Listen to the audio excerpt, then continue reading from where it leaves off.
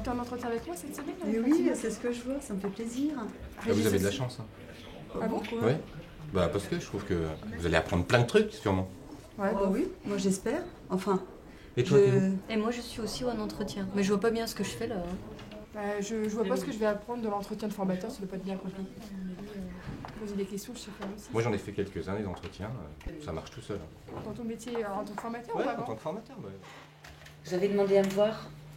oui, je me demande vraiment si... On a appris ça même en école de commerce, les entretiens où on détecte les besoins du client pour mieux répondre à sa demande. Donc je pense que j'ai pas mal de techniques déjà pour les entretiens. Donc, Ouais, puis tu as obtenu des résultats en plus. Et j'ai obtenu des résultats puisque j'arrivais à vendre. Ouais, mais tu n'utilises pas les mêmes techniques en tant que formateur ou commercial, ça n'a rien à voir. Mais c'est vrai, j'ai fait 3 ans de recrutement. Ah oui, effectivement. Vraiment, tu n'as rien à faire là, quoi. Et moi, j'ai vu les psys au travail. J'ai pas l'impression que leur travail est si difficile que ça. Et puis, je ne vais pas dire que j'applique, mais moi, j'obtiens les résultats que je veux avec les stagiaires, quoi. Rien à voir. Ouais. Parce que les psys, elles écoutent, elles sont là. Moi, je pose des questions. Je demande à la personne si elle est ça ou ça. Je pose plein de questions et comme ça, au moins à la fin, au bout d'un quart d'heure, je sais comment... Mais comment tu l'empêches de parler en fait. Non, mais de toute façon, elle essaie de pas trop parler. Je sais ses besoins, donc... Voilà. Non, mais c'est ça. Et Je toi, les ai tu veux les détectés. écouter, peut-être? Bah moi j'ai plus tendance à les écouter quand même s'ils ont des difficultés. Oui, tu Ah oui, permets. enfin, je les écoute aussi. C'est une difficulté majeure. Oui, vous trouvez que c'est normal? Donc si vous voulez bien, on va prendre une demi-heure pour évoquer ensemble. Le métier de formateur est différent de celui d'un psychologue.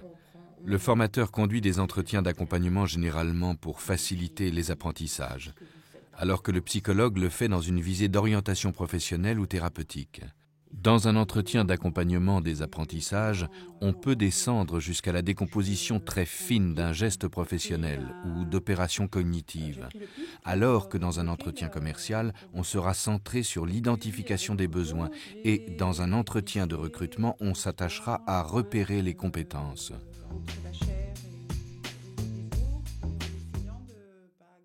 Je me fixe un quart d'heure, j'ai 4 questions à poser, c'est par oui ou par non, et puis... Est-ce que tu obtiens des résultats? j'obtiens toujours des résultats, j'obtiens pas toujours les résultats que je veux, ça c'est clair. Mais tu crois pas que le stagiaire il te dit exactement ce que tu veux entendre et c'est tout? Moi, je recherche des choses beaucoup plus profondes, moi. Tu vois, c'est différent que toi. Que moi, les miens, ils viennent me voir justement parce qu'ils ont besoin de conseils et ils attendent de moi que je les aide à trouver une solution à leurs problèmes. C'est vrai, tu te poses ces questions, Nathalie? Mais moi je sais jamais pourquoi ils viennent me voir, qu'est-ce qu'ils cherchent exactement. Est-ce qu'il faut que je leur propose une solution ou pas? Tu doutes en fait. Un entretien, ce n'est pas une discussion. Pour que l'entretien soit efficace, cela nécessite de poser un cadre, se mettre d'accord avec l'interviewé sur l'objectif de l'entretien, le thème, sa durée et éventuellement son déroulement. Nous verrons ensuite ce que nous pouvons faire. Oui, je veux bien. Ça vous convient? On reprend... La technique de mettre toutes les infos sur je me suis rendu compte que beaucoup de choses qu'on croit bien faire et puis en fin de compte, on se plante carrément. Il me semble que j'oublie quelque chose. Même si les entretiens, on essaie d'être le plus clair possible, le plus calme possible et de poser que des bonnes questions. On a toujours l'impression, quand vous ne savez pas, vous avez toujours l'impression de passer à côté de quelque chose. On se retrouve après tout seul dans le bureau, puis on se dit, bon, il est parti, mais c'est qu'en partie résolu.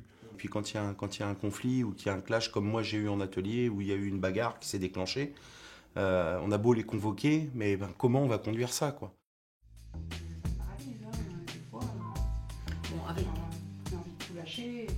Le formateur a pour mission d'accompagner les apprentissages des adultes en formation, de suivre leur parcours de formation et leur insertion dans l'emploi. L'accompagnement individuel est une des compétences clés de ce métier et son instrument essentiel est l'entretien. Il permet au formateur d'analyser avec le stagiaire la situation qui lui fait problème pour en identifier les causes et trouver une solution pertinente et efficace. Alors, comment j'ai fait? J'ai fait attention d'abord à... On fait pas mal d'entretiens, on fait des entretiens CCP, on fait des entretiens de suivi, on fait des entretiens d'évaluation. Et donc, moi, c'est pour éviter de faire des erreurs par rapport à ce que je ce que je peux faire dans ma pratique. Ça sert souvent aussi à aider la personne, à solutionner un problème quelconque. Il y a une mise aussi en confiance, il y a l'échange, quoi. C'est vraiment un échange qui se passe entre deux personnes, quoi. Ben déjà, il est important dans la période d'accueil, la première semaine. Et puis après, il faut garder ce lien, je dirais, entre le formateur et le formé.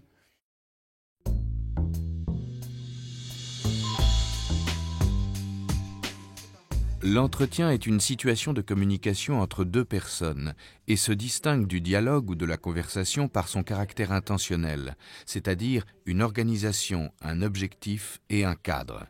La qualité d'un entretien repose sur la structuration de la conduite, la maîtrise des actes techniques à mettre en œuvre et la qualité de l'écoute. C'est ce que vous m'avez dit tout à l'heure, donc on va voir si ça vous permet de... Les processus d'apprentissage ne sont pas observables. Ils se passent dans la tête de l'apprenant.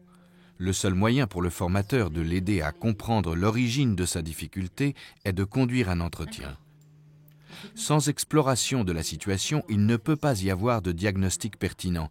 Et sans diagnostic pertinent, il ne peut y avoir de remédiation efficace. D'accord. Très bien.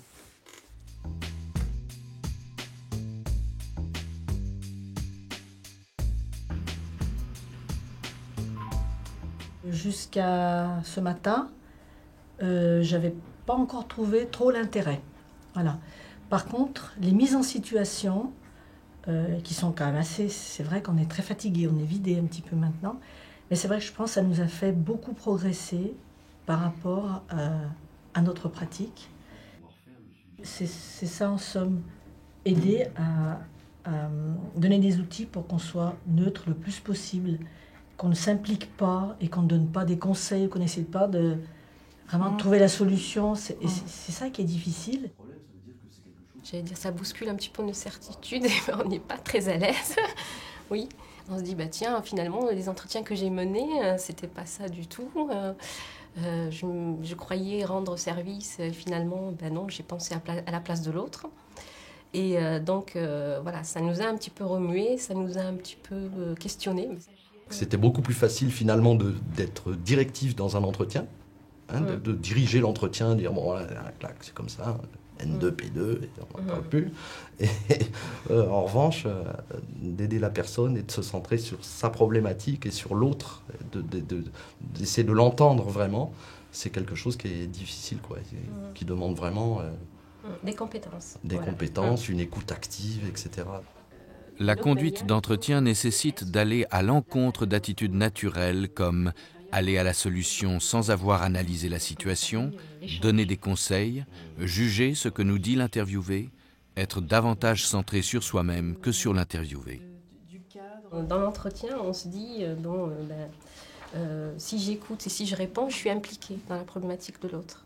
Mais en fait, on se rend compte que écouter et avoir de la distance, ça ne va pas de soi, en fait. C'est une véritable compétence. Et une compétence, ça s'acquiert. Et puis Jean-Pierre qui va être l'observateur. Donc on préparer, voilà, on descend les chaises. Voilà. Donc tu as demandé à me rencontrer ? Oui.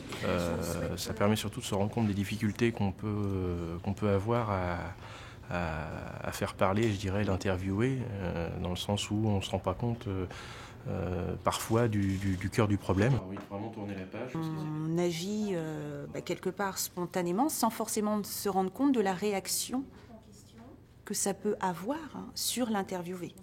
Là, l'observateur se rend vraiment compte de l'impact que peut avoir en fait le discours de l'intervieweur sur l'interviewé.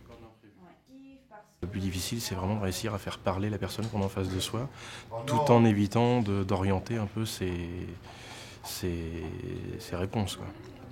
Il ne s'est pas très bien passé, malheureusement. L'exploitation des mises en situation pédagogique de conduite d'entretien, c'est-à-dire le passage successif par les différentes positions d'intervieweur, d'interviewé et d'observateur, favorise l'analyse réflexive. Elle est très formatrice pour les apprenants. L'intervieweur doit accepter le regard des autres. Il doit aussi être en capacité d'entendre ce qui est dit sur sa prestation et pouvoir l'analyser pour en tenir compte. Quant à la position d'observateur, cela nécessite d'être centré sur la conduite de l'entretien, sur la posture de l'intervieweur, sur les réactions verbales et non verbales de l'interviewé, mais pas sur son problème. J'ai pu oser prendre d'initiative parce que là... Il y a tout un environnement, je dirais, non-verbal qui intervient à mon sens, qui intervient beaucoup dans un entretien, dans le sens où on va pouvoir un petit peu se faire une idée de l'état émotionnel de la personne qu'on a en face de soi, ne serait-ce que par des mimiques, des mouvements, des phrases parfois qui vont peut-être être un petit peu plus sèches sur le ton. Donc il faut essayer de faire abstraction de ses émotions et pas tomber justement dans les émotions de l'interviewé. Écoute à toi, vas-y, on t'écoute. D'accord. Il arrive que dans les mises en situation d'entretien, l'émotion de l'interviewé trouve un écho chez l'intervieweur. Ces moments sont alors l'occasion d'apprendre à faire face à ces situations, à gérer les émotions de l'interviewé, mais aussi les siennes en tant qu'intervieweur.